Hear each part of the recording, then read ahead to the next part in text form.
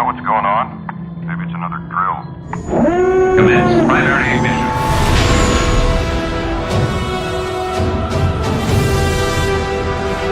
Four Midwest Guys presents Star Wars Breaking News. There are stories about what happened. It's true. All of it. I have waited a long time for this moment. Well, I'm glad you're here to tell us these things. This will be a day long remembered. There's a great disturbance in the Force. We would be honored if you would join us. Punch it! Hello, everybody, and welcome back to Four Midwest Guys Presents Star Wars Breaking News, Rogue One update. With me today is Mr. Brian Eckenbauer. Hello, hello. Hello, Brian. How's it going? Nice. And my brother Aaron's with us as well. Hey, man. Is this coming back to Star Wars Breaking Update? I don't remember doing one of these. It's been a long time. Me and Brian did it probably last year. Oh, okay. So this was before I started joining like Rebels and all that. Yeah, this was all pre that, but Gotcha. so this is a Rogue One update. You have a Star Wars story, so you have a Rogue One update. So Okay. there you go. So let's talk about Star Wars Rogue One. First of all, obviously by now we've seen the second trailer. We do know Darth Vader is in it, but my question to you guys is, from the first trailer, do you think it's Darth Vader at some point ends up in that Bacta tank that we see? You got like these two Imperial guards and the red dress on the sides, and somebody kneels before him. We don't know who. Yeah, well, it's a possibility, but I mean, is that just going to be the extent of his involvement in Rogue One? Is it just going to be like a little cameo?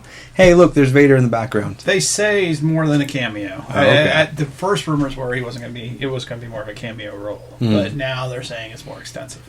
Well, yeah, like I thought what we've heard is that this is going to show Vader in more of his glory days. Yeah. That it won't be focused on him, but it'll show a lot of his stuff from his glory days. Which, even if when you're watching the second trailer, you actually look at him looking at a screen. Right. So we know there's at least two scenes with him if he is in this Bacta tank. So, quick question: what is Darth Vader in his glory days?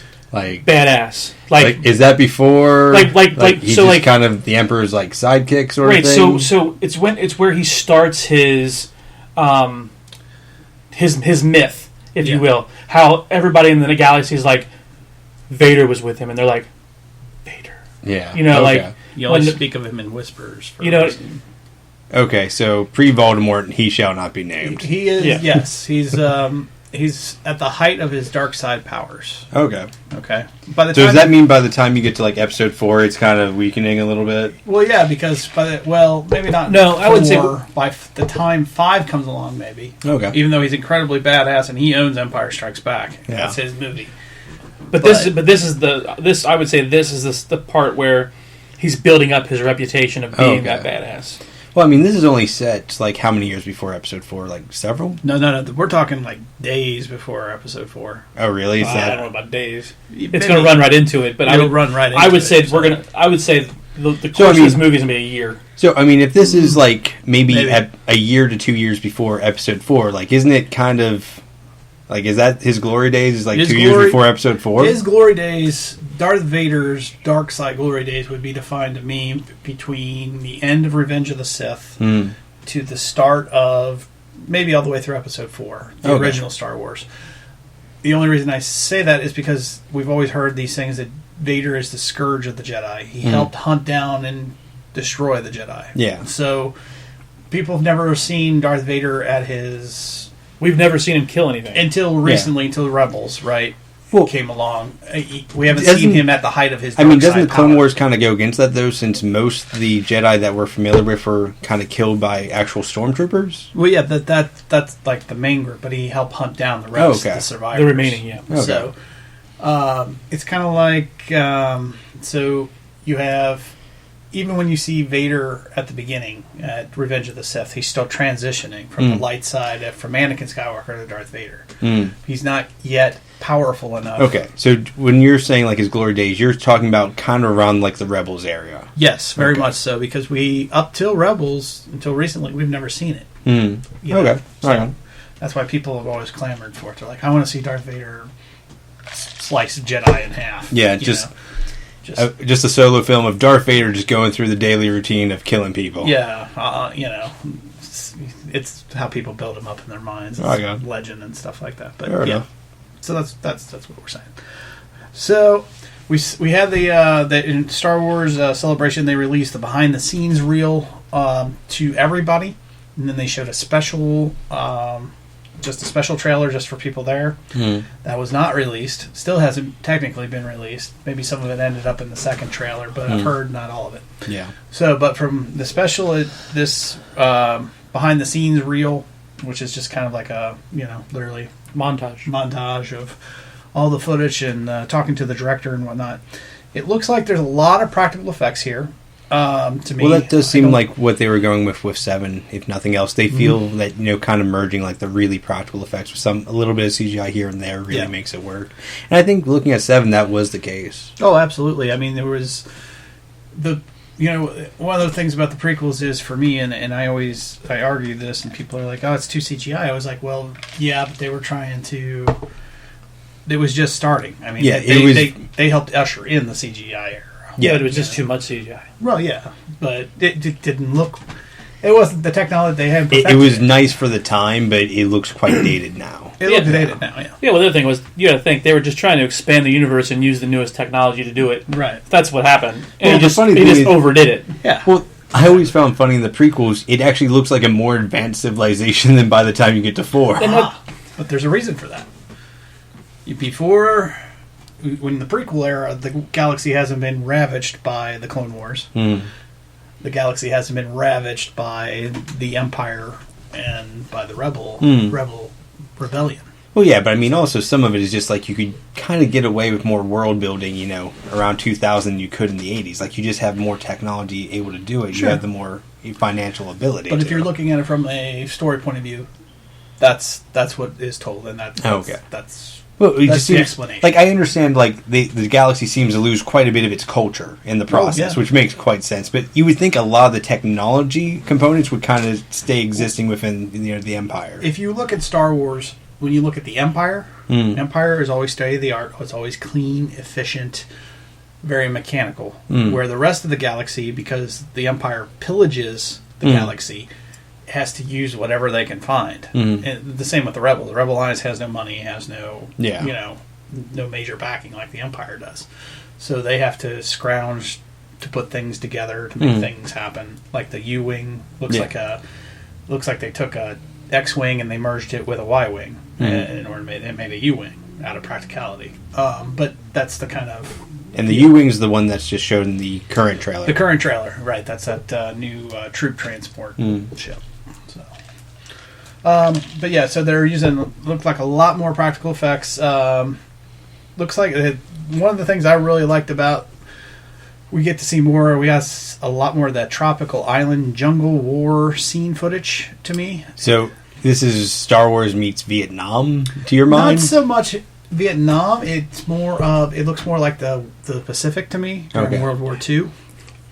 Daytona Beach, like Hawaii. It's far from Hawaii. Like we've already seen Star Wars invade Iceland and you know Hoth system. Yeah, you know we've already seen the Dagobah system where it's all swamps and everything, and now we get to see in the prequels. We see the giant masses of deserts. Yeah, the deserts and the grass and the big grassy fields on Naboo and the water scenes. The only really haven't seen is the beach. Hey, Star Wars goes to the beach. Star Wars goes to the beach. Like all of a sudden volleyball edition. Yeah, exactly.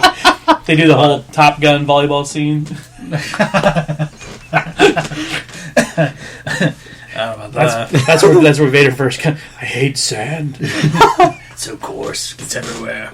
But yeah, it reminds me very much of World War II, like the whole when we went island hopping against Japan. Okay, kind of back. It kind of has that feel, except now we're seeing sand troopers, which are stormtroopers all in brown. There are the death troopers now, which is kind of like the elite stormtroopers or stormtroopers that might actually be able to shoot something. Yeah. And they did okay in 7. You have the white ones that are going through the water. Yeah, the normal stormtroopers are in it as well. we see that then isn't in the notes, but we see that that new almost looks like a double shuttle wing kind of configuration. It looks kind of cool. And it was just like a helicarrier sort of thing. Yeah, like a transport, kind of like the old Imperial shuttles that we've seen in the original classic. But with Well, I think you had wings. something similar in the Clone Wars at one point, didn't you? Yeah, they always had like a primitive looking version of the Imperial shuttle that we see in Jedi. You know, it's always a little slightly different take on it, or what's made to look like a primitive version, I guess.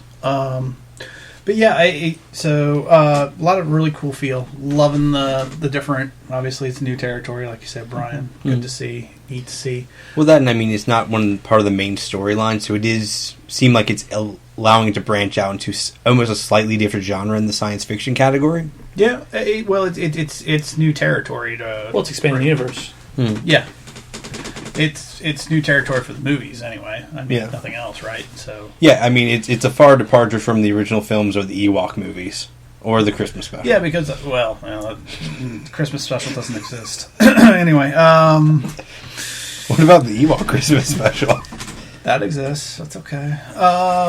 But yeah, but speaking of Ewoks, you know, that was like the giant redwood forest, right? So Yeah. this is tropical, Mm. you know, sand environment. So So, is there any sort of territory you're still looking for, Star Wars to cover at some point?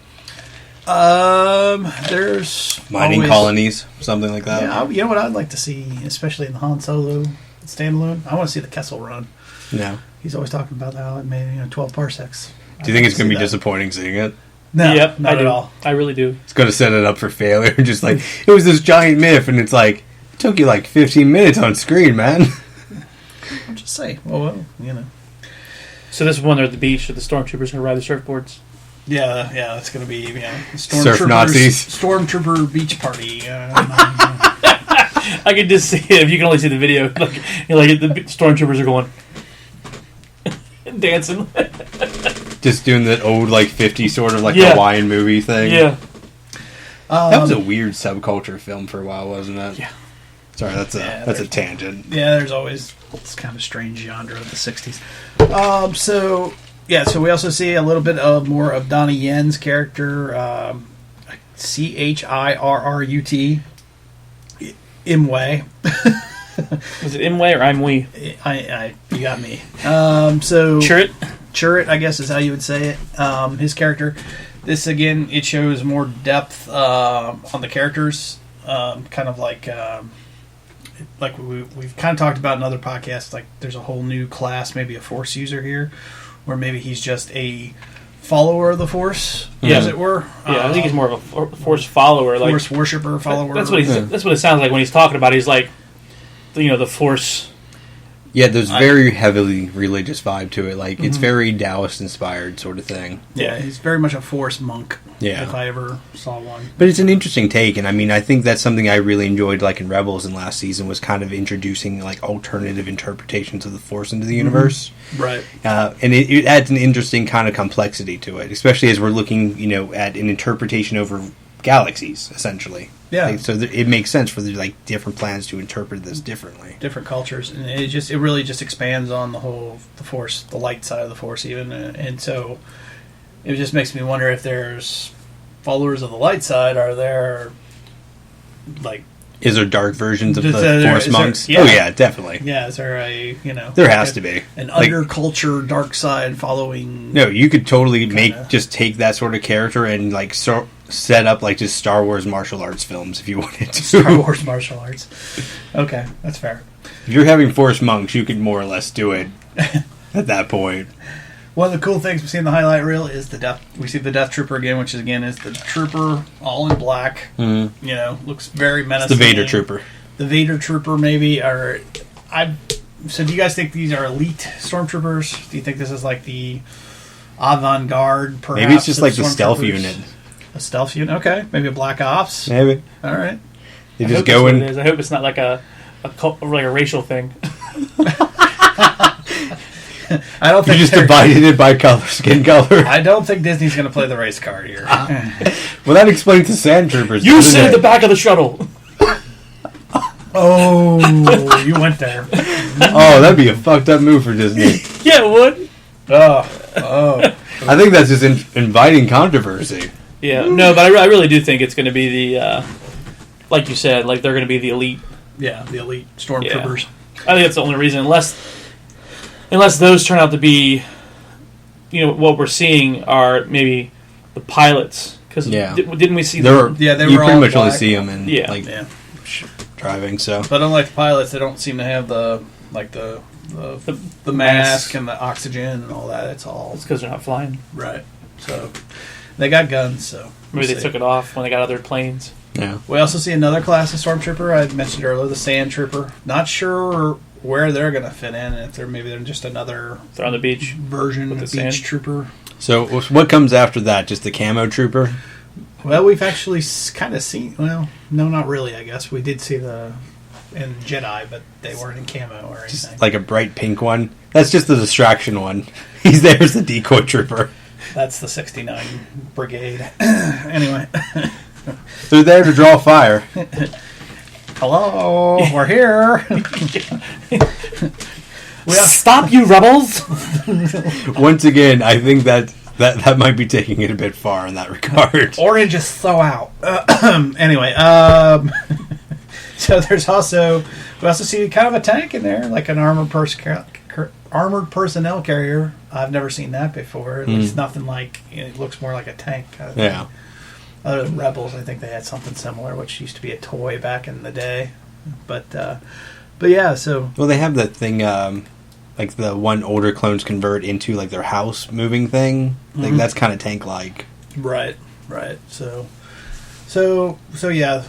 I don't know. This one looked more like a tank than armored personnel carrier, though. So that's the first time we've kind of seen that since probably the Clone Wars, that kind of tank being used. Then, they also use something like an RPG in this one, right? Yeah, like in the trailer. Yeah, in the like they shoot at the AT-ACT walker, is it? We'll get to that. Yeah, yeah. But yeah, so it definitely has that war movie feel, and I think if you ask me, just by watching just the highlight reel, I don't think those reshoots that have been ordered really means that there was any problems. Do you guys think? Because they were apparently reordered. I really haven't heard anything about the reshoots.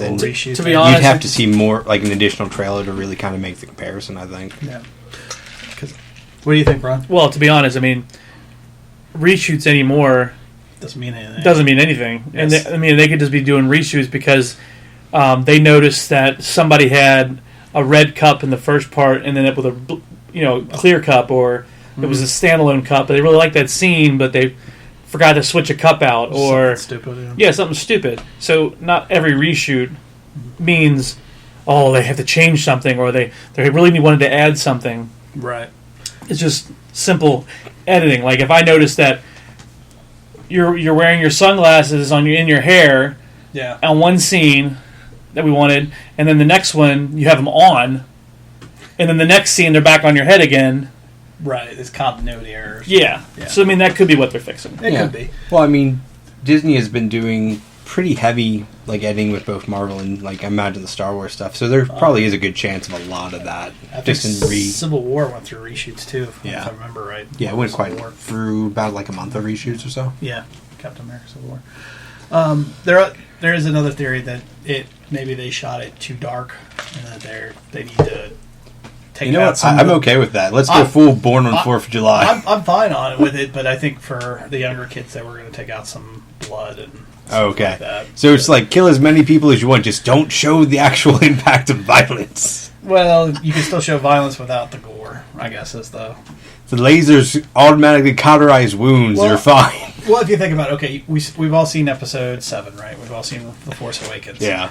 Not a lot of blood. No. There's a little bit, obviously, with the helmet, in the Stormtrooper helmet. You have a nosebleed. Yeah. That's about it, right? Yeah. So you got to kind of keep it with that whole Star Wars. Oh, my blood sugar went bad. So, all right. Kit Kat. So what we're going to do next, guys, that pretty much breaks down briefly anyway, the highlight reel. We're going to go really in depth on the Star Wars Olympics trailer, or trailer number 2. It premiered during the Olympics, so we're just going to kind of break it down scene by scene for you and discuss. So for those at the Star Wars Celebration trailer, this was not the same trailer that was shown to them. Do you guys think they'll ever release that? Nope. You think they're going to keep it on actually, wraps? they might release that on the Blu-ray. Blu-ray. Really? Is that what you're hearing? I haven't heard that. That's my guess. Just a guess. I can see it. It'll be on the first Blu-ray. Are you sure? Not the second special edition? Exactly. So Yeah. I was so glad I didn't buy Force Awakens the first time through, because now that you can buy it and it's going to come with extra footage. Well, yeah, but that's been Star Wars for a long time now, hasn't it? Just But not this close. Yeah. You know, not like the movie came out and then... well, now it's under Disney the, management. Disney's trying to capitalize as soon as possible, not 15 years down the line. And then you get the Blu-ray release with the special footage. Well, it's 3D technically, Yeah. but yeah. And then now it's with the really special footage. And the super secret special footage. Yeah, exactly. Yeah. So I think that's what's probably going to happen. Is you're on the first one, it'll be like here's the movie, Yeah. here's the behind the scenes documentary with the special trailer that was released to. So is that Yeah. more or less just going to be standard for like Star Wars films from out now on out? Is just there's going to be constantly a guy on set just doing a documentary? Yeah. In fact, they've got they have one guy who does all the books. In fact, they're still working on Episode 7's book. Really? Yeah, it's supposed to do out, I think, they're actually fascinating. I mean, they're really go in depth. I mean, Like, really super in detailed. depth. I mean, if you're a nerd like me, just like, oh my god, this is awesome. But for the casual fan, maybe not so much. And on this scene, they used a pink cup to rehydrate the actor. Yeah, kind of. But I mean, not like that. But yeah, You know, something That that detailed. would be kind of cool is like if they went really in depth on certain things that to pull kids in to the into the experience, like something as simple as how to do Rey's hair. oh yeah, that'd be kinda cool. Because then all the little kids are like, I want to do my hair like Rey, and they're like, okay, take one braid and put it through this braid and do a Yeah, do the triple. Yeah. triple I thing. really thought you were going to go with like an animatronic sort of thing, but yeah, I could definitely see where that would work. Yeah, I mean, and I think that would be really cool for like little girls who looking for like I think that's what we're going for right now in movies is the whole feminine hero. feminine era where Yeah. girls have somebody to look up to, Right. right? Somebody to idolize, someone that they want to be like, who's not just Wonder Woman, Yeah. Right. because Well, that's I basically mean- who you had. Yeah. Pretty much, yeah. I mean, I think that's having that kind of more egalitarian approach to it kind of works better in some ways. Like, I mean, especially for, like Gabby, like, she loved fucking Rey. Oh, yeah. Yeah, in she- the film, so. She's got the full outfit, and Yeah. I got her mom to do her hair. Yeah. That way, she loved it. Yeah, Caitlin asked when we watched the movie if she could do her hair like that. Yeah. And it was one of those things like, well, yeah, I guess you could, but that means I have to go watch the movie again to figure out how to do the hair to make it look like that. There was a process of studying. Is like, all right, now how do I twist here? I know, exactly. It's like, Mother. I know. Every time you had to pay, $11 to go see the movie because you're like, how we get to? Fuck! We just passed that movie part with our hair. All right, let's go see it again. You probably could have YouTubed it after a week, right? Yeah, I'm sure you could have. I'm sure there's already. Like tutorials up on how I'm to sure do there it. is. Yes, I- but it was just one of those things. Like it'd be Just cool. Like that would have been cool on like the DVD release. Yeah. Okay. So, Yeah, I can see that. I see that. All right, so let's get right to the trailer. We open the trailer. The first scene that we see appears to be a city on top of a desert mountain. Actually, the first shot really is actually the city. Then they kind of pan out, and you see that the city's actually on this big. It almost looks like that mountain in the outback. I forget the name of it now. Oh, In like Devil's Australia. Peak? Yeah, Something like that? Devil something. Anyway, so it's literally on this big giant desert mountain that you might see, like I said, in Australia or maybe even like the deserts. There's a lot of those. The U.S. desert Southwest, the Grand Canyon kind of. Like New Mexico. New sort of Mexico, the thing. Painted Desert, that kind of sort of thing. So my question to you guys, we've heard about this planet called Jeddah, which is supposedly a sacred planet to the Jedi. Do you think we're looking at Jeddah here, or do you think we're looking at something else? If it's possible, but I mean, if you're more or less making Jeddah the Jedi Mecca, you're kind of hitting it a little too hard on the nose, aren't you, by making it like a desert city? I don't think so, because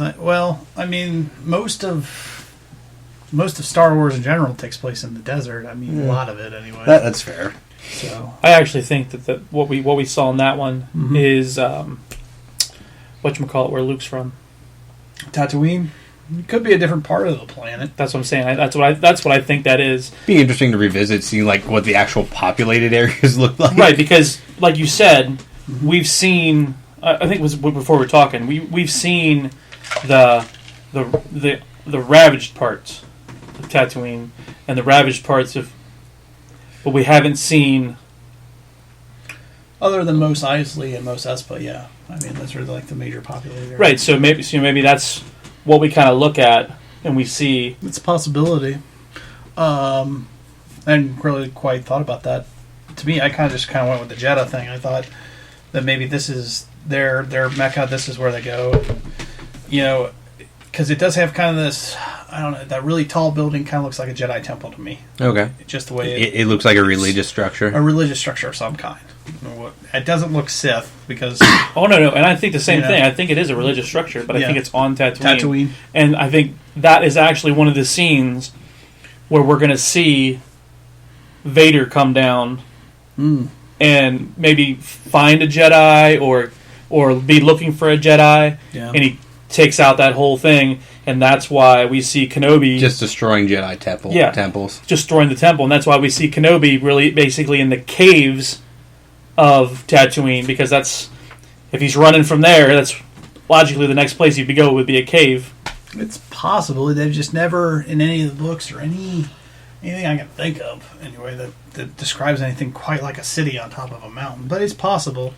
We do see the Star Destroyer is hovering above in the next scene, so they're looking for something. Mm-hmm. So I'm wondering if it is Jeddah, not to be different. Well, with the Destroyer, it could be either, depending on when this takes place in the film, if it's at the beginning, it could be searching for Jedi. If it's towards the middle of the film, it could actually just be searching for the main crew that the story's following. They could be looking for them, or my bigger question is, are they looking for people, or are they looking for a resource of some kind?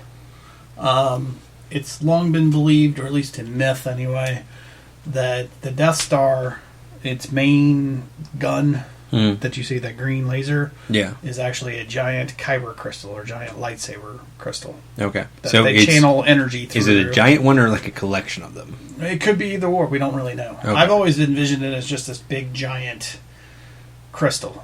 And they kind of hint at it in Star Wars Rebels Season 1 when they blow up a ship, and there's like this big giant green wave that comes out of the ship. It's holding some special shipment.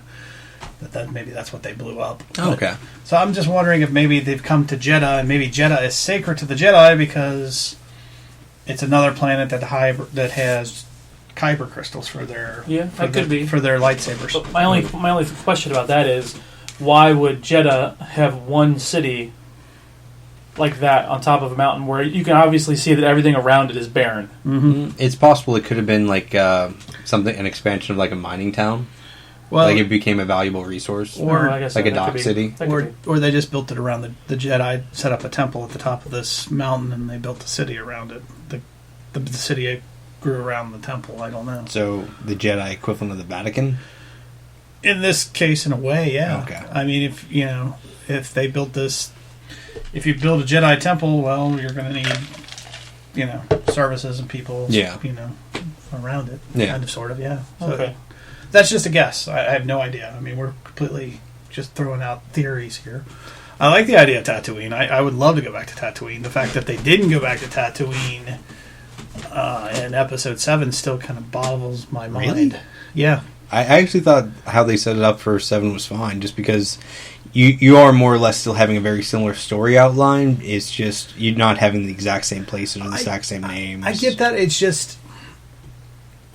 I just wonder if there's more that particular planet has to... we're kind of going off sidetrack. I just wonder if there's something else to that planet other than just being... Yeah, I was going to say, I would have, like, in 7, I would have rather have seen them, even if they just flew past it.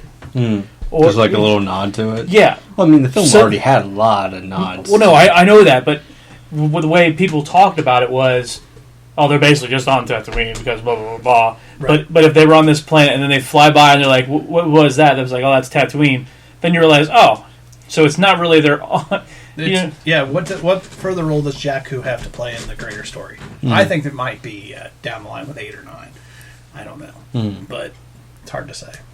So it does bring up a question, though. We're now seeing this would be the third desert planet. Now, granted, it's not like Tatooine where it would be rolling sand dunes. It's more, like I said, like Painted Desert kind This of is look. somewhat the most prosperous like desert area we've like seen. if you're so going to far. survive, you probably survive here than you would on Tatooine or Jakku. Jakku looks just like nothing but sand. Where Tatooine had at least some smaller mountain ridges and things or like that. bigger settlements. Like Mos Eisley was huge. Mos Espa, where Anakin's from, was fairly big. You get to Jakku, it's just a couple tents in the middle. Yeah, it's almost like a like traveling area. Like it's like just a camp stop. Camp stop outpost or something. That's it. So I don't know. All right. So obviously the Empire is searching this city. We see TIE fighters. We see the new class of Imperial shuttle again. That we kind of talked about. It has double folding wings, kind of cool looking. I guess they're using this for cargo. Maybe they're transporting something large on and off the ship. Maybe it's just troops. I don't know. It might be troops. I mean, the way we saw in the trailer, it almost looks like what we're watching there is the transporter came out of the starship, the destroyer, right, and it lands, and that's the troops that we see when they're walking with the pilots. That's true. Yeah, through the city. So that could be the city that's at the top of the hill there. That's true. Where maybe some of the rebel force is at. And they're trying to round them all up. Yeah, it's definitely in a wartime sort of scenario. Having troops moving in large numbers wouldn't be surprising. True. I mean, in a way, you could almost make an argument this is kind of like behind enemy lines from like World War II era sort of film, how it's set up. Yeah. The other thing when we see the city, we hear Saul Guerrero, a.k.a. Forrest Whitaker, as Brian likes to say. The voice drives him crazy because he's kind of talking like this. Yeah. We want to be... Like, oh my God, stop, dude. That's so bad. The world is falling apart.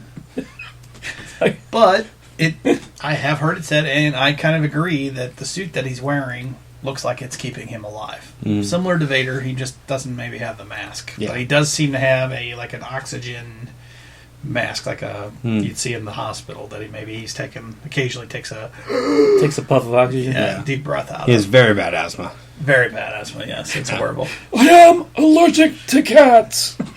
Now... and sand. And sand. What a shitty place to be. Yeah, he's really screwed if that's the case. Now, this isn't the first time we've seen Saul Guerrero. He is seen in the Clone Wars way back, I think it's season 5, I believe. Yep, it is season 5. I do know that much. Yeah, and he is one of the members who fights on, not Alderaan, but it's called Onderon. And fights alongside Anakin Skywalker and Ahsoka Tano, who was training them to fight at the time the Separatist forces, or the basically the battle droids, yeah, the robot army. It's so funny because when we were talking about Rebels, and you're like, dude, you got to watch this season of blah blah blah blah. Yeah. So I went back, and that's one of the seasons. That was the season I was watching. Yeah. And I saw that character right before we even knew he was going to be in. He was going to be in Rogue One. Yeah. We were watching that. I'm just watching. I knew that character. And I was like, holy shit, that's him. There's a connection now. Yeah. So. Well, I mean, that's something that's kind of good from the Star Wars universe, is you're starting to integrate some of the shows like Clone Wars and Rebels into the films more often, kind of making it more connected and abridged.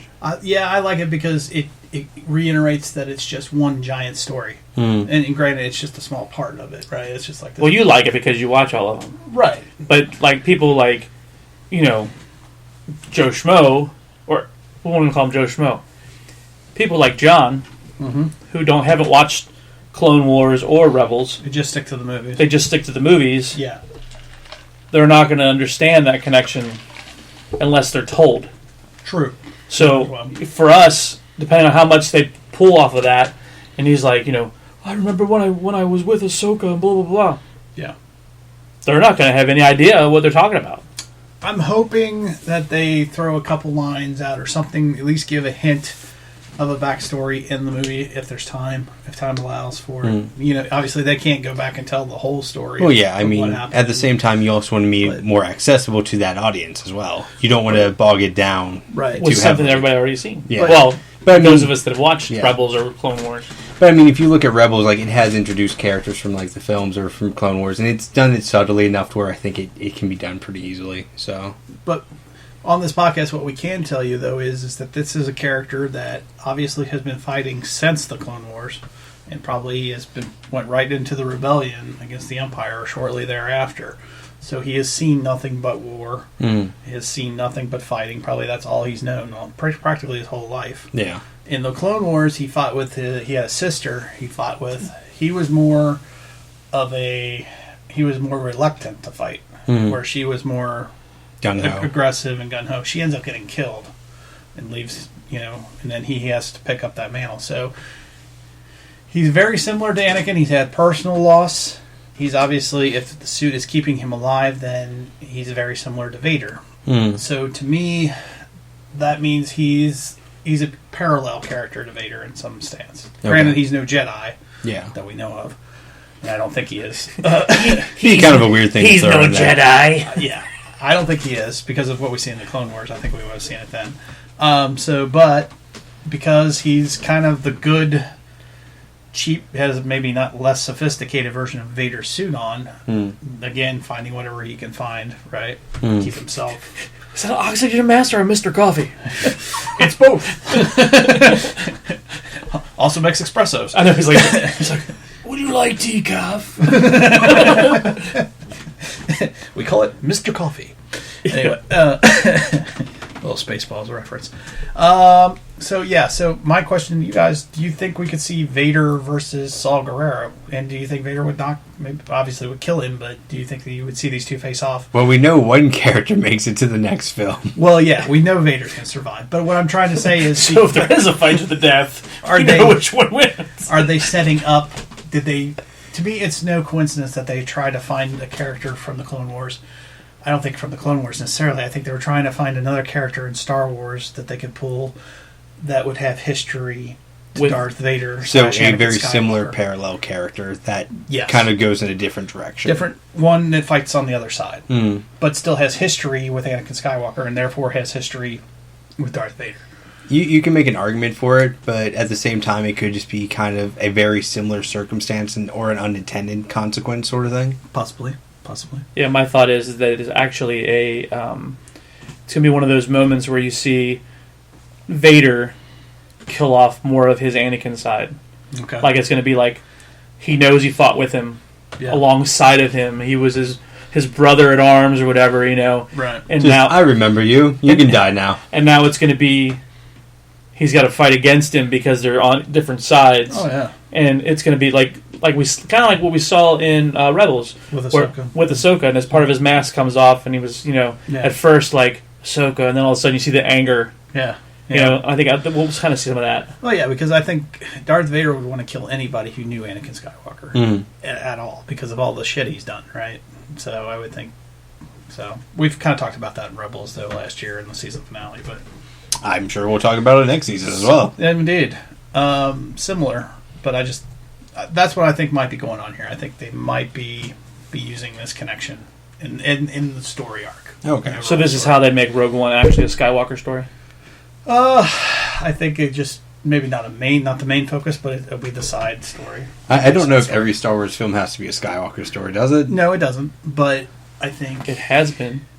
So Did you far. see the Ewok movies? Now the episodics are always intended to revolve around the Skywalker family in some way. Oh, like 1 through 7 so far? Yeah, even 8 and 9. Yeah. And if there's a 10, 11, and a 12, it'll also, in some form, shape, will involve the Skywalker family or lineage or legend. To some extent.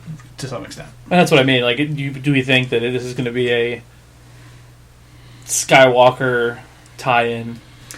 I think it's going to be enough to give the fans what they want. I think it's going to be enough to give the fans that Star Wars feel. There's history between them, and that and you get to see Vader be Vader, Do we think we'll actually see a lightsaber? Because they had originally talked that we weren't going to have any lightsabers in this movie. I think you're going to see Vader use a lightsaber. Now, what That's what I mean. What the Rebels are going to use, maybe something more primitive, something that can block a lightsaber, but not exactly. You don't think Vader's just going to forget his lightsaber on his last ship and just pick up a stick, start stabbing people? he just walks around with a bamboo stick. He's like, I still have to make the noises. Yeah. What was the was it Ewan McGregor who did like Obi-Wan in prequels? Mm-hmm. Yeah, apparently he did that whenever he was acting out. Of course he did. Him and Christian did it. Yeah, that's I think I would do that too. If I was like them, like I'd be like. Did they actually have to tell him to stop doing it? He just kept doing it. Yeah, who wouldn't? Yeah, come on, fair enough. But yeah, so I think it's going to give the fans what they want. They'll give it that Star Wars feel. Yeah. It's still going to be a war story. It's still going to be centric around Jyn and the whole getting into that Star Planet. Oh, a question for you. So do you think, I mean, this goes back to kind of like our original question about Vader. Yeah. Do you think Vader in this movie is going to be like Batman in Suicide Squad? Since we just did our Suicide Squad recap. Like, he's just going to be like, show up for a couple scenes and be like, hey, I'm in this film. I think he'll be in it. I don't think he's going to be used sparingly. I think he'll be in it maybe 35 to 50%. Okay, so going back to the DC universe, is he more or less Star Wars Batman? Like, he just has to pop up in one way or another in every film? Well, Vader is the ultimate bad guy, right? He's there are very few other people out there, at least in my mind, that are as badass as Vader. Vader's just the ultimate bad guy. He always has been. He's the way he looks, the way he walks, everything he does. Just watch Empire Strikes Back. No, I've seen it. You'll get it. I mean, so I think we have just different perspectives. But you also have what people have built up in their minds, and over the years. So. True. So, but anyway, getting back to we see the next scene. We see Jyn Erso is finally given her mission, and then they said, "Can you be trusted without your cuffs?" She's brought into the rebels as a thief or some other kind of criminal activity. What do you guys think? Do you think she's their version of Suicide Squad? Yeah, kind of. That's exactly what I thought. As soon as I heard, can we trust you without your cuffs on? It's like who do we know that can infiltrate and steal this blah blah blah blah? And like, oh, well, we have somebody down here who's a thief trying to steal from us, so we're going to use them. Because then it doesn't come back on the rebellion; it comes back on this one person. So it's like essentially it's a Star Wars Suicide Squad. We have some deniability. Like, no, that bitch crazy. We didn't do that. Yeah, exactly. In a lot of ways, yeah. Because even up to that point, she has like this look on her face. It's like, all right, just let's get this over with. Well, so help me God if Saw goes, I'm beautiful. No, Saw is not Killer Croc. Killer Croc. But up to that point in this scene, though, she has this look on her face, like, all right, just tell me what my sentence is, punish me, throw away the key, whatever. Just tell me, get it over with. Mm-hmm. Then Mon Mothma goes, we have a mission for you, and then Jyn looks completely surprised. Wait, who? Speaking of Mon which, Mothma. Mon Mothma. Yes. Mothma. Yeah. Okay. I wanted to make sure I got that right. How awesome is it that they got that lady to play? Yeah, from she Revenge. looks just like her. She was supposed to have a role in Revenge of the Sith, but the scene got cut. But yeah, she looks just like the original Mon Mothma from Jedi. It is crazy. Yeah, very much so. Excuse me. So Jyn looks real surprised. They say there's a weapons test. They need there's a weapons test. They need to know how to destroy it. And then we see the Death Star dish being put back in the Death Star shot again, which is a personal favorite of mine. That, to me, at least I hope shows, at least to the casual Star Wars fan, the timeline that we're set in. What do you guys think? Do you think that, other than being the Suicide Squad, do you think that maybe Jyn is just more of a, maybe not so much a bad guy, but is maybe more of a just somebody who happens to get into a lot of trouble? with the For Empire. how the Star Wars universe works, kind of that latter. I mean, you do have a lot of characters that have that sort of redemption arc sort of thing. So having kind of a rebellious character, kind of using that, native inclination to kind of be productive and helpful in society would be kind of a Star Wars story. Got me. What do you think? I think she's the acting up teenager. Oh, okay. Of her father. Her father, who's missing her. Right. So she's just the one that always goes out. She has the money or whatever, and she's acting out all the time and random things. And then she finally does something that really gets her in trouble. Yeah. And so she's landed in the jail cell or prison cell or whatever. Yeah. And with the rebels. And the rebels are there. Yeah. And the rebels are like, we know you don't like your father, or we know you don't like so and so. Don't like the Empire, so yeah. FYI, yep. We have something for you. It's possible. So, Jyn, in contrast, though, when we think about Rey, right? Jyn is almost 180 from Rey. Like, Rey is more Luke Skywalker. So, would you guys think that Jyn is more Han Solo, perhaps? I am actually not making any connections to that. When you think about it. To be honest, if I was going to make a character connected to it, it'd probably be Ezra from Rebels. Because if you look at his origin stories, he's more or less kind of a thief in the city. He collects stormtrooper helmets. He does a lot of, kind of just small little acts of rebellion throughout, his area. Okay, so you're relating Jyn more to Ezra than Han, then? Yeah, like in the first season. Would do the same thing, yeah. Okay. Like, because not necessarily with any sort of Force abilities, of course, but, just in terms of, like, personality, and towards the first season. Yeah, as far as character goes, in character, like the way they think and everything else, I would say she's more of an Ezra than she's a Han Solo. Because Han Solo is more of a...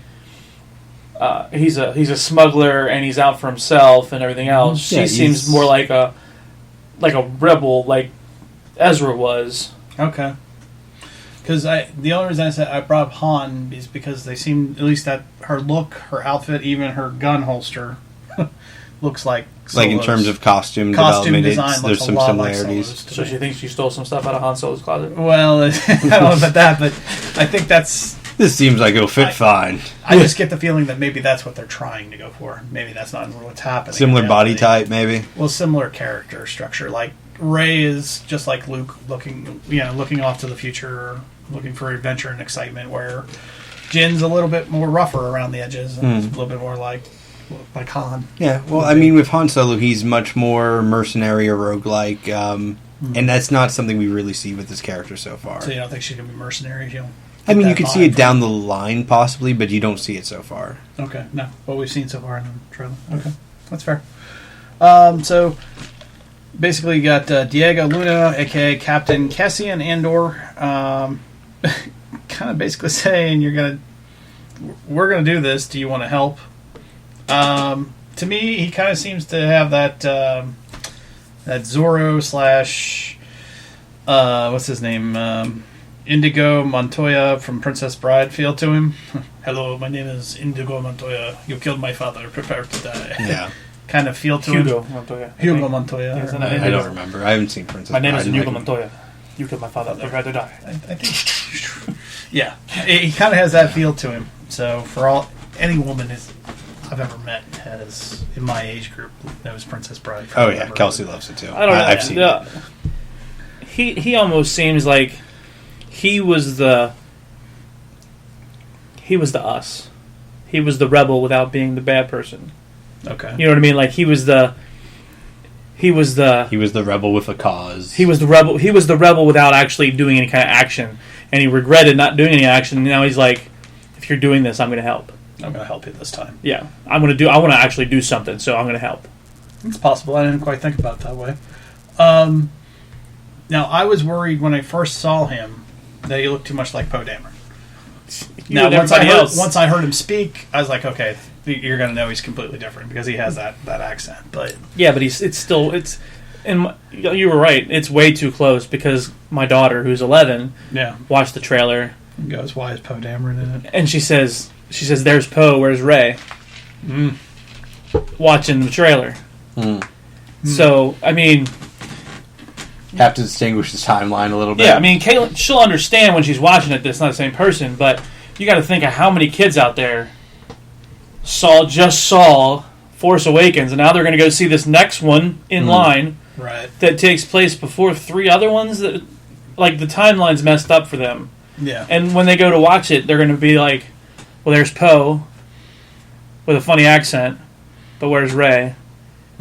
You don't think they'll make the distinction as a different person somewhere down the line? They might somewhere down in the line in the movie, but if you spend your whole movie thinking that it's somebody, and then later on that you realize it's somebody else, all the stuff that you could have gotten from the beginning of the movie now completely has a different tone, because you're like, well, why would Poe want to do that? Well, why would Poe want to do this? And why would Poe? And then they're like, go Diego, go, and you're like, I'm not sure if that's going to be an issue for like older fans though. No, older fans, it shouldn't be any problem at all. We already know the timeline and everything else, and but for like the younger audience who just saw 7, so essentially explain it to your child beforehand. Yeah, well, it's similar like with you. You saw the prequels before you saw the old ones. Yeah, but for me that kind of goes in the chronological timeline. That's what I'm saying. We saw. It's easier. For us, we start with 4, 5. We start with 4, 5, 6, and when they said we're coming up with a prequel, we're like, what? Yeah, this is actually the only time I've actually seen them like out of order of like the universe. Right, that's what I'm saying. So like for you, it was okay. Yeah. For us, we watched 4, 5, 6, 1, 2, 3, 7, and now the one that falls in between 3 and 4. 3.5. Yeah, like and that's not even taking account that Clone Wars and Rebels are in between things as well. What the hell?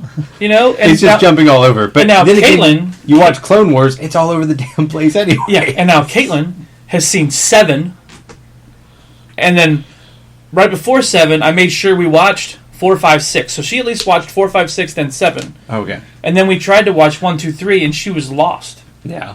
You try to explain who this person is, who Anakin Skywalker is, and she's like, what? Yeah, that guy who's the villain in 4, 5, 6, that's him as a kid. And now we're going to go see Rogue One, and she's going to go, what? I said, oh, remember that one line in what you call it, where they say they got these plans for this battle station, blah blah blah. Remember that one line? This whole movie's based on that. So you just imagine your daughter looking at you like, I know they made a movie based on one line. Yeah. Kind of. So, moving on. We get our first look at the U-Wing, or the UT-60D, in action. How do you know that's what it's called, Brian? Because I looked it up. So, the UT-60D, or the U-Wing. Are you sure your information was accurate? Yes, I'm sure. Where did you find it? StarWars.com. Was it online? It was. Well, then it must be true. Indeed. It was on the line.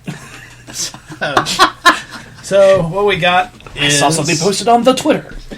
So what it looks like to me, the U-Wing looks kind of like a cross between, they took the engines off of an X-Wing, they took the cockpit from a Y-Wing, and then they added some really long-ass wings and an undercarriage for to carry troops in and out of battle, too.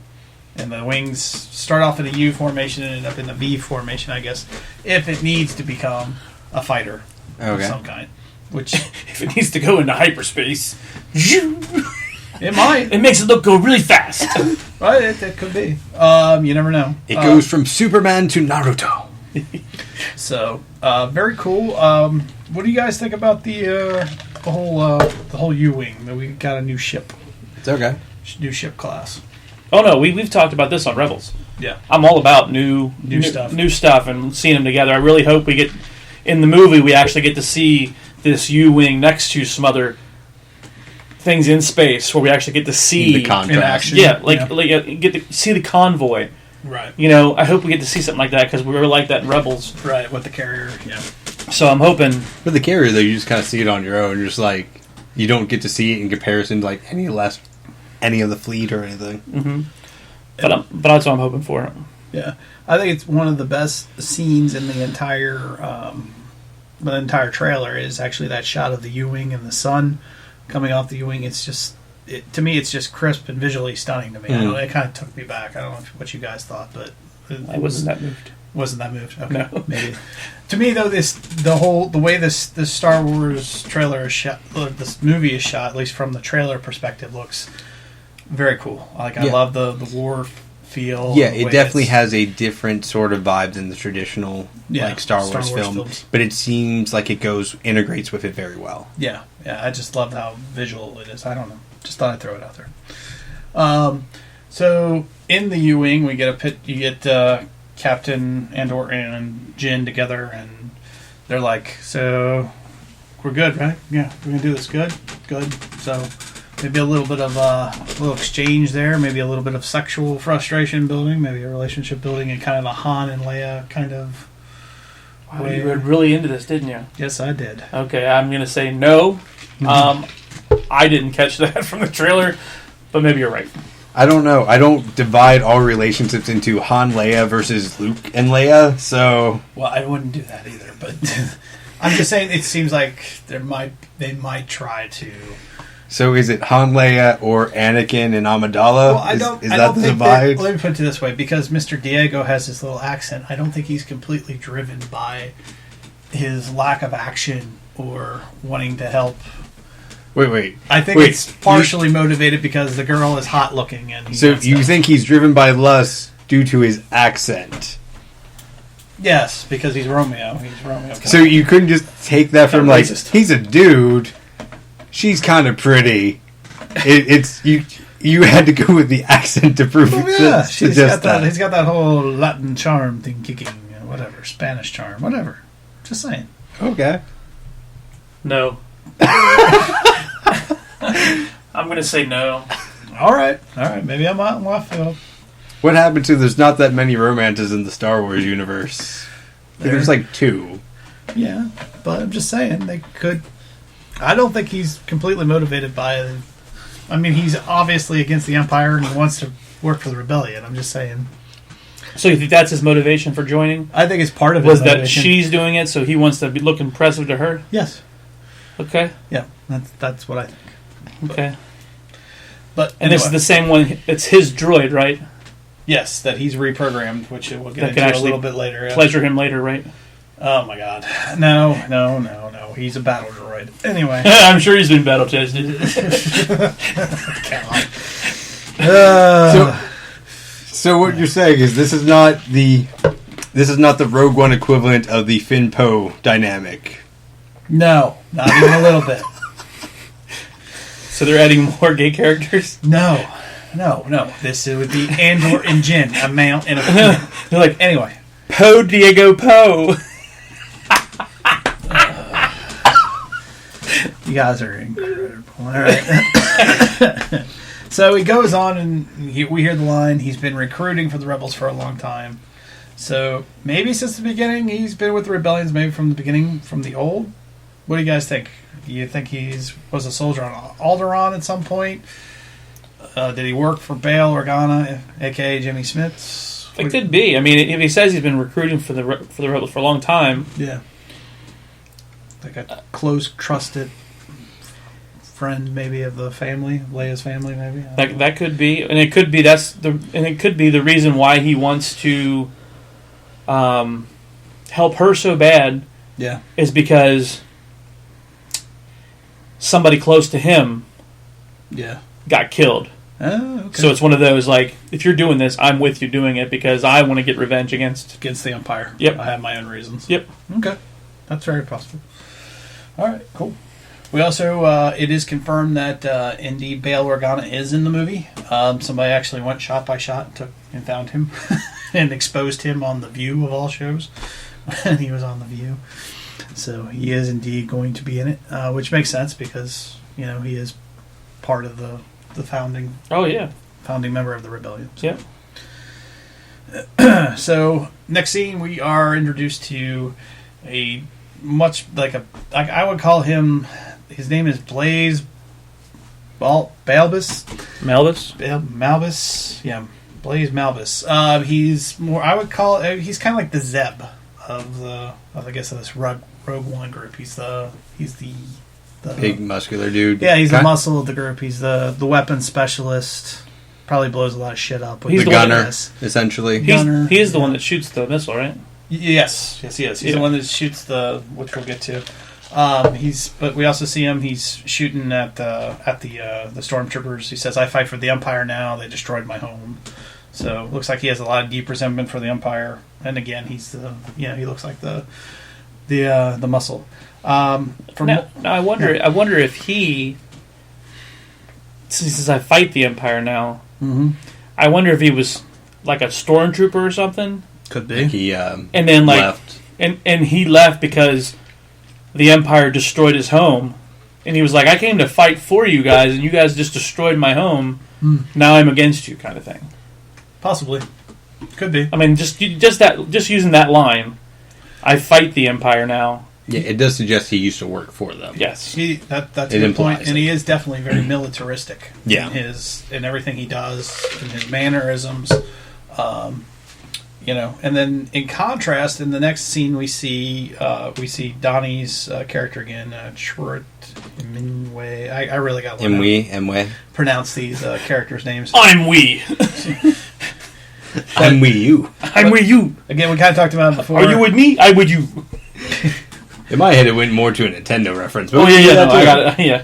But he's the Force Monk, and we see him just slaughter a whole group of... Well, he hits them with a stick. I was like, does he With really a stick. slaughter him, or he just give him like a headache and knock him out? Well, he knocks him out, out. but still. I mean, it looks like an entire small, legion. Like a battalion. Battalion of stormtroopers, Yeah. and he just...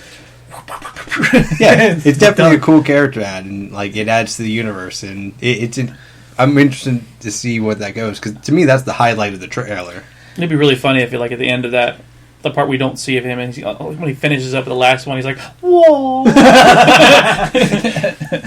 That's funny. They just take a lot from old Chinese. Yeah, kung fu yeah. films. Like as much as they borrow from everything else, Kung fu, kung fu. And he's like, I follow the Force, blah blah blah. They He's took like, a lot from old samurai films. yeah. So He's like, why not? Well, and he hit him last one. He's like, "Whoa!" I do believe that Donnie Yen is indeed he's an action star, I think, an Asian action star, is he not? Yeah, I think so. Yeah, so it would make sense. And so far, I think he has the best line in the movie, at least from the trailers. And he says, "I fear nothing, all this as the Force wields it," which is probably the coolest line so far. Yeah, it's actually up there, even in terms of what we see in even the original films. Oh, for yeah. me, anyway. Yeah, I mean, I actually considered, because there's going to be a 4-part miniseries coming up on Rogue One, I actually considered using that whole line as the title of the miniseries, but I thought it was too long. But What? I fear nothing as the Force wields it. yeah, That's pretty long. I know. Even for a miniseries. For a miniseries title, I thought it was too long. But I really dig the line. So Oh, it's a good line. yeah. So So we should expect that to come into the intro. yeah. So do you guys think he's Force sensitive at all, or do you think he's just purely a believer? Yeah, I would assume he's partially Force sensitive. Maybe not in the sense we've seen with other traditional Jedis, but like, obviously not trained. yeah. But I mean, he is blind and he is fighting. He might actually rely on his senses extended by the Force in the same way we saw with Zeb in Rebels, like last season. Yeah. Do you think maybe, and going along that, do you think because he's blind, he's more, maybe that he's become more in tune with the Force, or he uses the Force as his extra sense? Like, you know how everybody says when you lose a sense, the rest of your senses... Oh, I think so. I think probably when he wasn't blind, yeah, he didn't have any connection to the Force because it was something that he couldn't see and it wasn't tangible. right. But now that he can't see, he has to rely So on... more or less the Star Wars equivalent of Thousand Eyes. yes. Yeah, very much so. Yeah, it's a good analogy. What was I going to say? So he's using these other senses. Do you think he's been blind since birth, or do you think the Empire took his sight, maybe? Oh, I don't think the Empire... Well, maybe, it might not have been the Empire, but I don't think he was blind the whole time. You don't think so? No. I think he was blind from birth, but it'd be less interesting story, but it's definitely a possibility. Well, it's just interesting because he looks old enough to have been born pre-Clone War, right? So you would think if he was Force sensitive that at some point he would have been turned over to the Jedi Order to be trained as a Jedi. Well, possibly, but I mean, Possibly, anyway. If maybe he escaped, one of the Jedi raids or something like that, and that's Well, I how would he call was it blinded. a Jedi raid, but then in raid they would ask, they wouldn't take. No, I mean like when they were destroying the Oh, Jedis. the Order 66. Yeah. That's Like he might have survived that, and that might have been he might have had his eyes damaged in the process. Well, it could have been one of those things where he believes in the Force really strongly. He got trained, but he didn't have the Force abilities, so he didn't quite make the academy. Make So they the kind of Yeah, that's a possibility. Like a washout from the Jedi. Yeah, but he still believed and everything else, Right. and that belief got even stronger when he lost his eyesight. Okay. Well, either that, or once again, we're talking about like different order of Force users that might not be Jedi, but Right. still look at it and or Same believe in it. I just thought I'd throw it out there, just kind of discuss it and see what you guys thought, and just kind of bounce it off. Yeah, so that's cool. All right, so next scene we have K2SO, the CGI robot character. K2SO? Yeah, K2SO, who is reprogrammed by Captain Andrew Poe. Yeah, basically Poe's look-alike. I'll just call him Diego for the rest of the podcast season. You said he was Spanish. We'll call him Pose. Pose.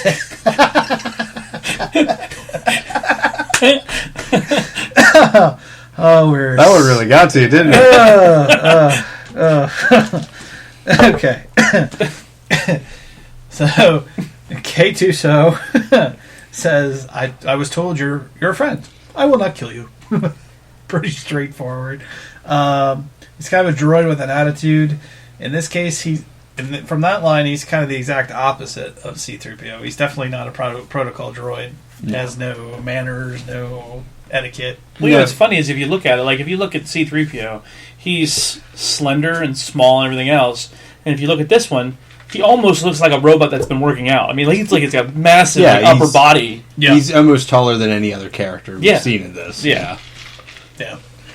He's an informer. He's a former Imperial droid, I guess, that was designed to kill, but again, he's been reprogrammed. I'd like to see him in action. I'd like to see what kind of damage he does to the stormtroopers. Well, I'm sure we would see that at some point. I mean, he doesn't really seem to serve much of a function in the trailers and clips we've seen so far. But he's a droid, so he's obviously not going to move very fast. Well, maybe. I don't know. It depends. Well, some of the droids in the Clone Wars could move kind of quickly, like the little rolling ones. Right, but he's a walking robot. Yeah, no, he's not going to move like that. He's not going to move like that. We'll see. I don't know. I think he's kind of he's probably the ultimate battle droid, I would think, from the Empire.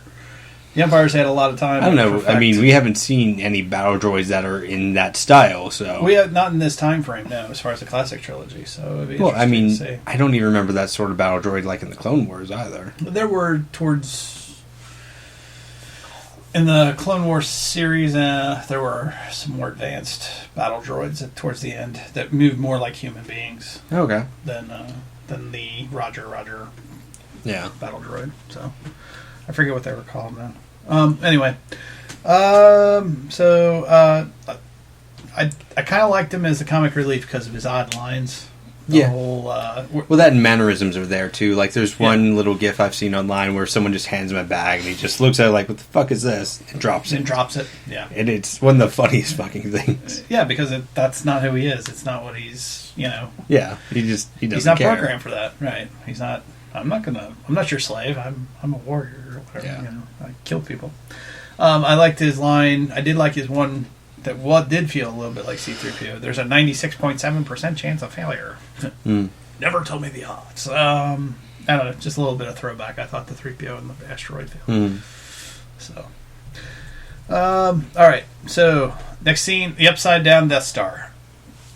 The only thing I can make out of this is they're going to do a minor weapons test on this Death Star. Like, it's not going to be a full-blown planet-destroying shot. Just make sure it doesn't blow up the entire ship. It won't blow up. Yeah, like, it's not going to blow up the whole planet. They're just going to do a test fire on a certain area of the planet and see what happens. Just make sure it's functional. It's not going to smaller crystal. Yeah, with a smaller crystal or just a smaller yield of power, like a minor weapons. They're just going to draw in the sand.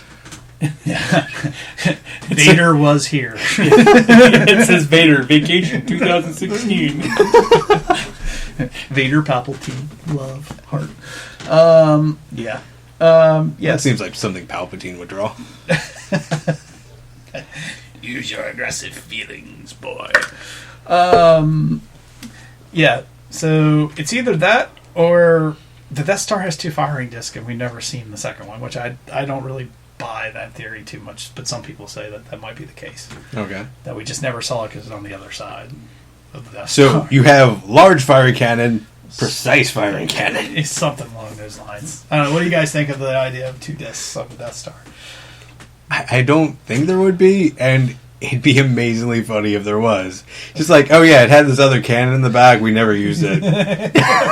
You just never saw it, but it was there the whole time. We totally could have used it on you, but we said not to. We just used one. Yeah, like, it doesn't require the same amount of power, so we can just shoot off like 1 billion of the damn things. It's just a ground attack assault kind of thing. You know. We didn't want to fire it at the ship. We thought we'd hurt our own guys. We got the really big gun, but then we got this other kind of half-power gun. We have, the rocket launcher and the little 6-shooter. So, my guess is I think it's just orbiting the planet to do this test fire. What do you guys think? You think they actually turn the thing upside down just to do a test fire? Do you think that's possible? Possibly. Yeah. I mean, it is space. Right, it's because what's up and what's down, right? Exactly. Yeah. Okay. Next shot, the Death Star solar eclipse. Just shows how freaking huge the Death Star is. Pretty cool scene. Did you guys like that? The whole it was okay. Yeah. eclipse scene. I was like, yeah. I mean, there's always been the assumption that it's kind of gigantic. I mean, it has thousands of ships. Well, they on even board. used it. They even used the line, and that's no moon. right. Yeah. And we have an eclipse. Solar moon eclipse. Yeah. Yeah, that's true. Yeah, don't get me wrong. Like, it's not Starkiller Base from Episode 7, but No. True. it's quite large. Yes. So next scene, real briefly, we still haven't heard this guy talk, is director Orson Krennic, a.k.a. Ben Mendelsohn. He's the guy in all white. He's in the... all white is usually goes with the Imperial Navy. Usually. The only other Imperial Navy? Yeah, the only other time I've seen anybody else wear all white...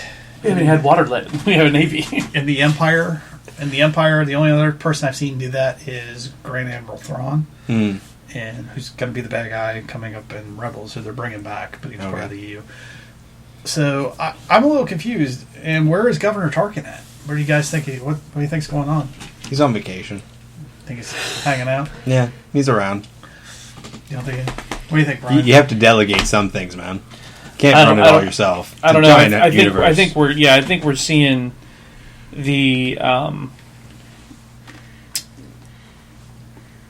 individuals that are at the table in the one scene with Vader, and he does the chokehold on the part of the people at the table. So I think we're seeing some of those individuals in action pre Death Star completion. Yeah, it's possible. That's a good point. Do you think Ben Mendelsohn can be a good advocate for the Emperor? Because the Emperor wasn't in the original Star Wars, but we had Tarkin, who in my mind was just as evil and was just as badass as the Emperor himself. So, do you guys think he'd be a good advocate? Do you think he'd play the kind of role? Sure.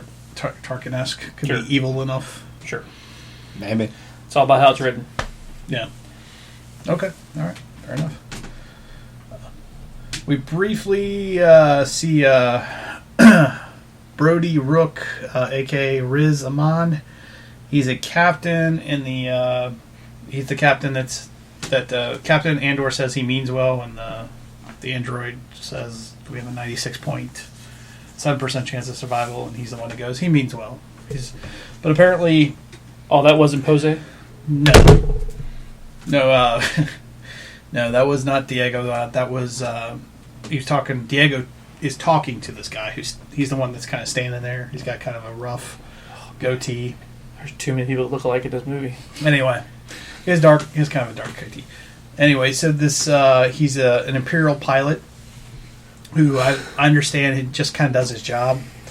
Looks like he defects, but he's still wearing his Imperial suit. So maybe he's working undercover for the... It's a flight suit? Maybe he's working undercover kind of thing for the maybe rebels. he was just comfy. Maybe he just doesn't. Well, you have that, but isn't the one scene with what's her name, Jyn Erso?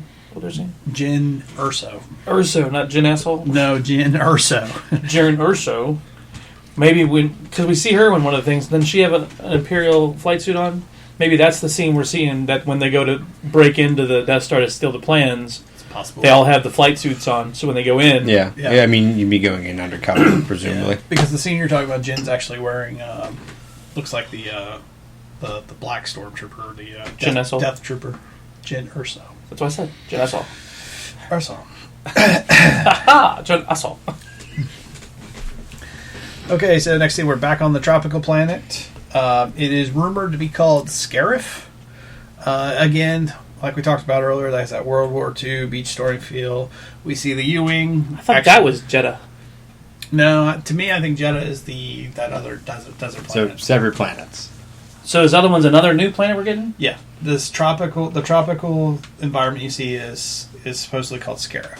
Oh, you would think that the tropical place would be the paradise one that they're talking about for Jedi's. Yeah. It could be. It could be. It's possible, just because has more life on it, maybe. I don't know. Okay. Possibly. And that would go to the whole light side of the Force. And Sorry to interrupt. Go ahead. But yeah, so we see that again. We see the U-wing is dropping off people. And that's where we get that awesome bazooka shot at the AT-ACT. Again, not AT-AT or AT-AT, but the AT-ACT. AT-ACT. Not to be confused with the AT-SAT. That doesn't really mean anything when you take up college. So, or AT-ACT. Yeah. Oh no, actually that is what this is called. Yeah, this is the never mind. AT-ACT. Apparently the ACT does matter in this universe. Yeah, this is not a test to get into college. But from StarWars.com databank, because I did my homework, the AT-ACT is a large version of the standard combat AT-AT. The AT-ACT Walker features a depicted cargo bed for the transportation of heavy building materials or combat ammunitions. It was deployed in major Imperial construction projects such as the shipyards and sprawling research installations. So it's the construction variant of the AT-AT Walker. It is. It is kind of the bulldozer. The bulldozer, or just the carrying of the It's like the semi-truck of the AT-AT Walkers. Exactly, that's what I was thinking. So this isn't really even meant to be necessarily combat. Well, it's kind of... So they're basically they're attacking the convoy. They're attacking semis. Think of it this way. Think of the Army Corps of Engineers, okay? And they have... It just happens to be an armored version of their equipment. Right? Okay. So, kind of like their... So this AT-ACT is just transporting building materials. Or heavy ammunition. It can also be used for heavy ammunitions. So okay. It's a dual purpose. But we'll go with building materials. Because it's a construction project. Yeah. Right. So the rebels that are attacking him with the missile launcher is actually just attacking the convoy so they can't build their stuff. Correct. Or unlikely. Yeah, they're blowing up a construction worker. That sucks. Well, I mean, that was what happened on the Death Star, too. That's damn blue-collar workers. They're always getting it. Well, there was maintenance guys on the Death Star. They had to die. Or they're stealing the Death Star plans, and that just happens to be the only AT-AT they have there. Yeah, so, one thing that is interesting about this, if you go look at this and then... I didn't even think about it. What? That is what they're hauling, is the stuff for the Death Star. Death Star, yeah. When you're freaking thinking that way, I was thinking about on the planet itself. Yeah. So what we are seeing, like with this, and then in Back to Rebels, is there's every couple years we're just seeing new ways of destroying AT-AT walkers, or in this case, AT-ACT walkers. Well, I would say this one probably maybe isn't even as heavily armored as the ones we see on Hoth. Okay. Because in Hoth, they're firing everything they got at this thing, and they can't. The only way they can take it down is with tow cables, right? And wrap its legs up, and then but in Rebels they can actually just slice it off with a lightsaber. Yeah. Again, I'm assuming not as heavy. Armored. So it gets improved by the time we get to like episode 4 and 5. Yes. Okay. So basically we saw the pre-version of AT-AT in Rebels where he sliced his leg off, and they're like, "Oh, we can't have that anymore." So now we will, like, holy shit, he cut through it like butter. We'll make them really stronger. Yeah. Then they hit us with a missile. Well, now we'll make them even stronger, and we'll add guns in the front. So by the time we get to like episode 8 or episode 9, those things are going to destroy planets. Reciprocal guns that go like this, because I had the original toy. So, right, exactly. So it fires one, it fires another one, fires. It's constant rate of fire, not just cannons on the side. True. Yes. So improvement every time. Okay. So there we go. So now you are all up to speed on the AT-ACT. Next scene is... You kept thinking about the college test, didn't you? I did. Anyway. A lot of bad memories. X-Wing flying overhead. More ground attacks with the X-Wing, kind of like we saw in The Force Awakens. Mm-hmm. Pretty cool. Yep. Chance to make a real difference. Jyn turns out to be a real rebel believer in the cause, maybe? What do you think by the end? Because she kind of says we have a chance. We hear her talking to Saul, saying we have a chance to. We finally have a chance to make a real difference here. Oh yeah, because I'm sure they share their story, and there's the backstory. Like, I've always wanted to make a difference, but I knew I never could because my dad told me about the Empire and how strong they were and everything else, but we have a chance right now to make a real difference. So yeah, sure. Yeah. Star Wars loves redemption arcs. Oh, yeah. It's like half the storyline. Especially for Jenna Soul. Urso. That's what I said. I know. So we actually see what appears to be, from the U-Wing, he looks like he's going to light speed while still on the planet. So here's yet another take of light speed. We've seen light speed out of a hangar from The Force Awakens. We've seen light speed onto a planet in The Force Awakens. So now we're seeing light speed out of the planet. And what looks like the planet is falling apart around them as they're getting out. So is this part of their minor weapons test, maybe? It could be. It Possibly. could be. So it could be that city. Could be the destruction of the city around. And and they come around they're coming around the aftermath of the debris falling down. So that could be. It could be. So it just looks like the whole planet is just kind of disintegrating like sand on the outside. She's kind of like, hurry up. And then you see him. We won't see the Millennium Falcon in this, right? I don't see how. I would like to, but I don't see how. Unless they come up with... Unless Lando's in it. You'd have to kind of work it in pretty heavily. Seems like it might be a bit of a stretch. Yeah, it would have to be a real stretch. You'd have to put Lando... Because at this point, as far as I'm concerned, Lando still has... I would think Lando had... Well, maybe not. By this point, because it's right before A New Hope. Han has it, more than likely. But Lord knows where they're at this point. Well, there are rumors of Lando Calrissian being cast for, some of these sort of... Movie. Yeah. There were rumors that they were going to put whoever they cast as the new Han Solo, which I forget his name now. It was a guy in Hail Caesar, but I don't remember his name. Anyway, that was part of the reshoot too. Was they wanted to throw him in there? So I don't know. So I would say. Well, I mean, there's also a rumor chance. of Donald Glover being cast as the younger Lando Calrissian, right? Which I kind of like. I think that would work. I actually think he would have been fine Miles Morales too. So yeah, I'm fine with casting him. Yeah, I think it's a good casting. But that's a podcast for another day. Awesome scene with the TIE fighter showing up as looks like she's on top of maybe a transmission tower. Maybe we're looking at the end of the movie there. Maybe that's her transmitting the plans and trying to get away, and all of a sudden, shit, there's a TIE fighter. Just dies at the end. Maybe. Could be her death scene. I don't know. Not to spoiler it for anybody. Well, we're just guessing. We're guessing. There's not really a spoiler. We don't know. We have no idea. So again, then we get to Jin. Are you with me? The captain stands up. Captain Diego, we'll just call him, stands up, and they all the way. All the recruits. So she's inspired people to follow her. So finally, the leader. Finally, coming to stepping into her role. A moment, and then finally the payoff. We had all the fun, and then the final climax is the final reveal of Darth Vader. Although it's just the back of his helmet looking at a red screen, what appears to be a Death Star screen of some kind. Mm-hmm. So, do you think the Darth Vader scene was enough for the casual fan to at least hint where it might fall in the timeline? Do you think that's enough for somebody who doesn't follow Star Wars? Well, yeah, to catch on. I think so, because they will still probably not fully understand. If they're not familiar with it, they're not going to fully understand where it's at. But the fact that that Darth Vader's in it is going to know that it's not the prequels, and it's not this last movie. Mm-hmm. So they're going to know it's going to fall somewhere. Either that, or they're making up some very convoluted storyline to make. It's like, Kylo Ren's now dressing up like Darth Vader. Right. So it's a weird transition. They're going to understand it came within that 4, 5, 6. They may not know it came before it until they actually talk to somebody about it. But I think the casual fan might at least pick up on it, hopefully. Yeah. Okay, makes sense. I thought it was, a lot of people are saying he looks like Mini Vader because it's only a shot from his head to the middle of his back. Some people say, that must be the kid from the Star Wars commercials. With the Darth helmet. With the start the car? Start the car scene or whatever. I liked it. I thought it was enough. I didn't need to see any more than that. I don't want to know any more than that. But we'll get a ton more than that. Yes, we will. So that's the end of the trailer. I thought it was a great trailer. Other thoughts on the trailer would be, I thought the music was fantastic. I don't know. What did you guys think about that music? I mean, the fact that it was played slowed down and sped back up and then back down again. It wasn't the alarm, so I'm good. Yeah, you didn't like the alarm from the first trailer? It got annoying really quickly, actually. Yeah.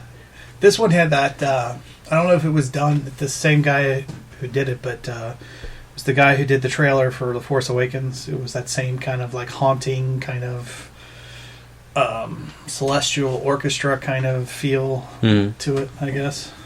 Yeah, I can see that. Yeah, it was just very good. I'm not sure if it was the Rogue One composer or not, who was actually Alexander Desplat, who was also very well known for Harry Potter and the Deathly Hallows. He did Godzilla, which is a connection to the... They didn't get the John director. Williams? Not for this one. John was too busy with 7. Whatever. At this time. He's too busy. He's going to do 8. He's getting ready to... he's composing 8 right now. So pretty much they just have him doing the main films. Yes, pretty much. So, but he did do Godzilla, he did The Golden Compass. He's got a pretty long resume. I would assume so. One of the things Not a lot of people saw The Golden Compass, though. Such a weird movie. It was a weird adaptation, yeah. The movie was strange. Don't get me wrong, the books are a little weird too, I thought but the at music least was they're good, though. interesting. From a music standpoint, I thought it was good. I thought one of the things I liked about the music was, again, it had the John Williams themes in it, just put in a very different way, a different tone, tempo, maybe. Just kind of fits with kind of the different tone of the film as a whole. Yeah, it made it feel like a war movie. It had war movie kind of like,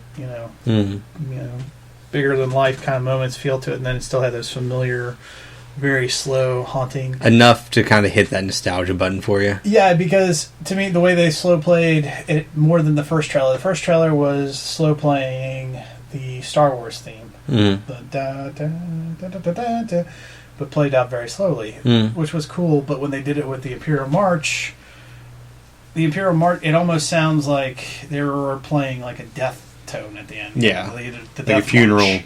Yeah, funeral so. march. Yeah, it almost sounds like. But instead it's but played out very slowly. Yeah, so it definitely gives you that ominous feeling to it. That's what I thought. I don't know. What do you guys think? Any other thoughts into it? Well, I mean, that is kind of setting up the tone for the film to an extent, because really, with any of the characters here, you could kill them all off. They may all die. Yeah. It's very possible. Yeah, really. The only one that survives is Vader. Well, yeah. Yeah, essentially.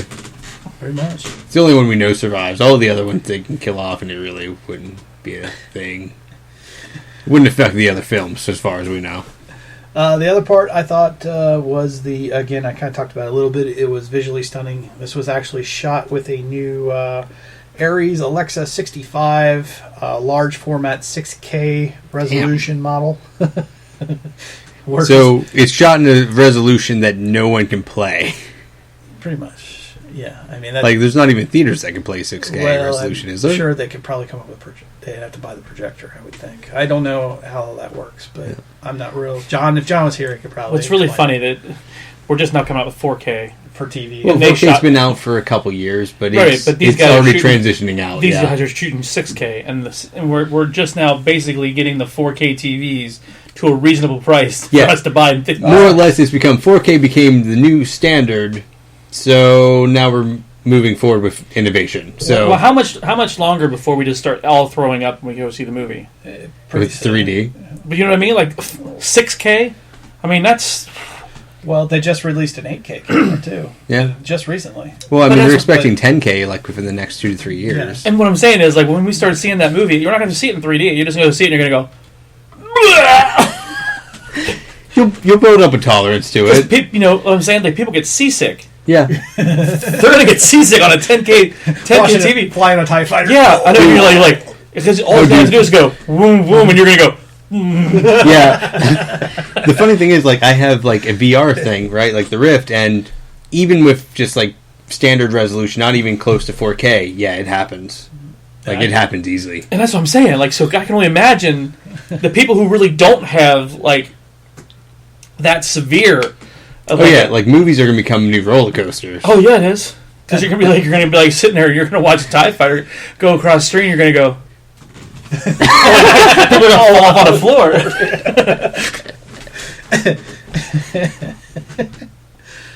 It's amazing where the technology. I mean, they got these 360 cameras now. I mean, yeah. You're going to be watching Star Wars, and you're going to be looking left, seeing Darth Vader looking right, seeing Luke Skywalker. Well, I mean, they're releasing the PlayStation VR thing later this year, and they already have Star Wars stuff up and running now just for PC. The Rogue One is the Rogue One VR experience. Now, how interesting is it going to be when they shoot all the stuff in 3D, right? Yeah. Or like 360. Yeah, and you're like... Right? So you can watch the movie like this, and your neighbor can watch it like this, and you guys see two totally different movies. Yeah. Well, that's the issue where we're coming with VR storytelling is you have to learn how to direct people's attention to a certain spot. Yeah, how do you frame it? Essentially it's the issue with it, like, or do you create certain scenes at like 180, or do you do full 360, or you transition? I think you would almost have to draw a box like around the main frame of the movie and say, keep your eyes here if you want to see what I'm trying to show you. Otherwise, because you'd be sitting like this, and all of a sudden you hear like stormtroopers coming behind you, and all of a sudden you're like, and you can see them running after you. But then you can't see what's over this way, so you have to turn back around. Yeah, it's actually, sitting down makes it really hard to watch things like that. Like, standing up is actually easier to watch a lot of 360 videos for that very reason. So with 3Ds for Star Wars, it'll all of a sudden become like you have to stand up to watch it? In the theater? How badass would that be? Or you'd be running. Shit. Vader's coming. Oh, yeah. Run! You watch some of the demos, man. Like, here comes the waterfall. I think I'd poised it to this is a little off tangent, but South Park: The Fractured But Whole had this one commercial where they're making fun of the VR sort of stuff, and it's like this ice smell sort of thing, or where it's more or less just like this VR thing for your nose, that when they fart in the game, you can totally smell how fucking horrible and rancid it is. Smell-o-vision. Yeah, essentially. I was gonna say, it was hilarious. That almost sounds like that game John showed us today. Let's not go there. So, poop in my soup. Getting back. So, again, probably, in my opinion, it's probably the best looking Star Wars to me so far. And obviously with that kind of technology. But just the way it's, even the way it's shot. So, yeah. Some of the scenes even reminded me of Battlefront. Like, you see the Y-Wing kind of go down into a canyon, and it kind of reminds me about the Battlefront game a little bit. Yeah, it's definitely a war take on the Star Wars universe, so it's definitely going to have some similarities in that regard. Yeah, I think so. So real briefly, let's touch on the international trailer. There was really nothing new other than Mon Mothma says, again, we've intercepted a transmission, weapons test, and it's basically Galen Erso has sent it. They basically say your dad sent it. He's the one who sent it. They've intercepted this transmission, and it's from your father. So the question remains... And who's her father? Her father's name is Galen Erso. Galen Essel. Erso. That's what I said. Right. Erso. So, again, Galen is rumored to be a scientist on the Death Star weapons project. Maybe he's regretting his choice / creation, kind of like Robert Oppenheimer and the Manhattan Project. Too much alcohol. I've become Death, the destroyer of worlds. Death Star destroys worlds, kind of. So... he's probably, or he's been captured and he's been forced to work on it. Either way, maybe he's trying to get... I think if he was captured and forced to work on it, it would be kind of like an older trope. Like, you do see that, like, even like the Great Mouse Detective kind of thing. So, so it definitely, there's, reference points for using that sort of storyline. Sure. So do you think they say they intercepted the transmission, so do you think he's sent some sort of special coded message that, like, inside the message to get to the rebels? Or do you think they've just intercepted it and said, made the connection, we've got this prisoner, it just happens to be her father who's working on the Death Star? No, I think it was actually deliberately sent, like, maybe as a behind-the-scenes broadcast. You know what I mean? Yeah, like a secret transmission. Yeah, we intercepted this, it's from your father. Okay. Makes sense. What do you think, Aaron? Yeah, I could definitely see it. On the Rebel Radio Network. On the Rebel Radio Network. Rebel Radio. Rebel Force Radio. That's another podcast. Sorry. All right. Okay, so let's just get... I think we've covered the trailer. I think we've covered Rogue One extensively for an hour and a half. So let's get right into final thoughts. Aaron, your final thought on Rogue One news so far, as well as the trailer that we saw. In terms of the news, I don't really have any particular final thoughts. Yeah, it definitely seems like a different take of the Star Wars universe. It seems like an interesting film, and I think adding kind of a darker element to like kind of the war story of it could be, kind of an interesting take on it. So I'm looking forward to it. Okay, cool. Brian, what do you think?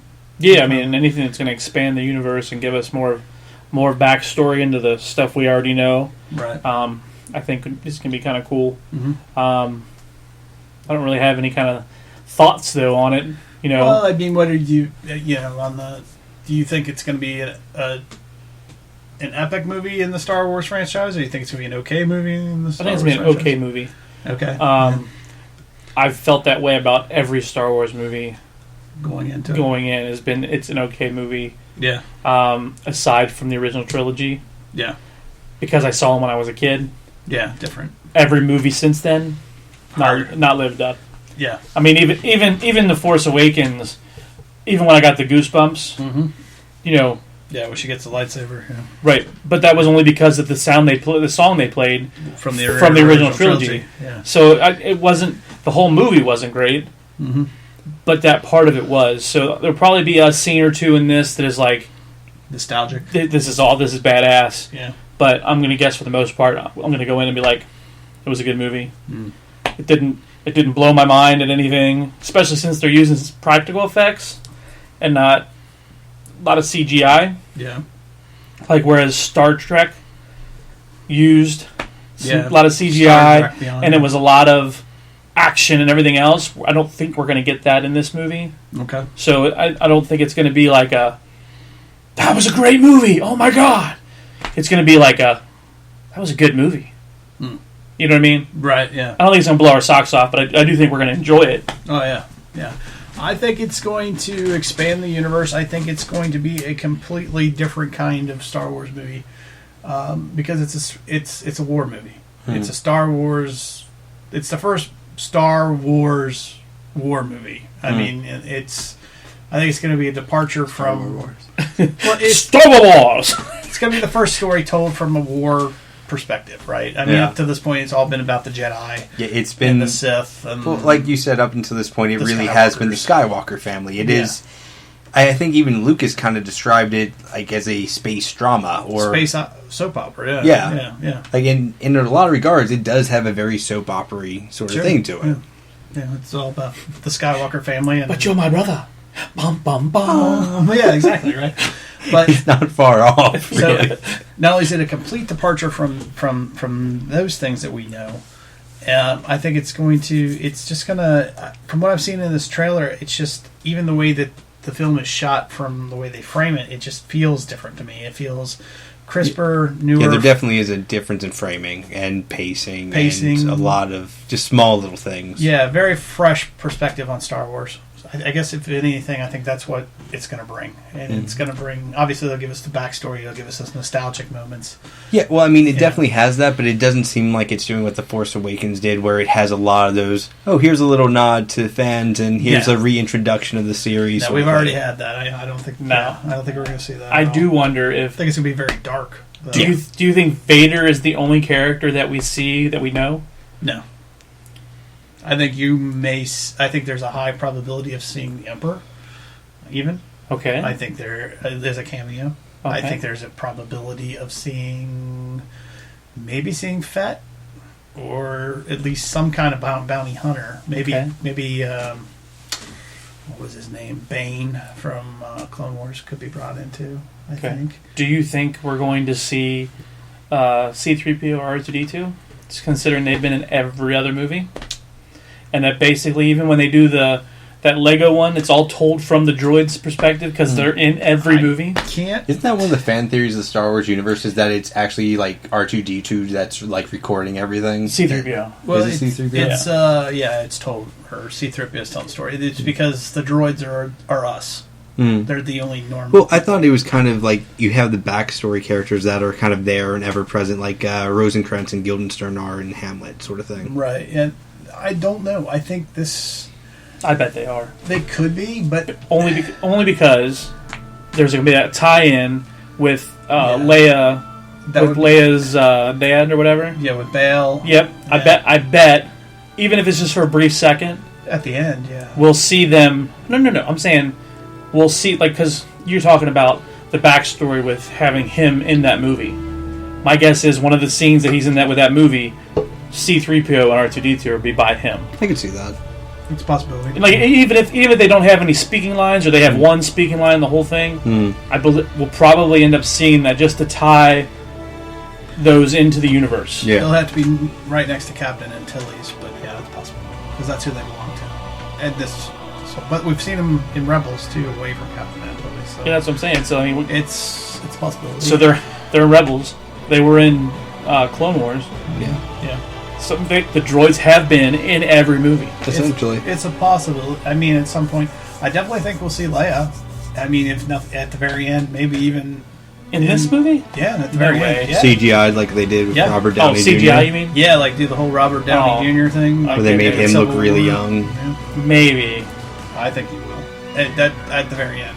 That was amazing. what Even they if they did with cast, even if they use her daughter, who was in The Force Awakens. Yeah, maybe, I guess.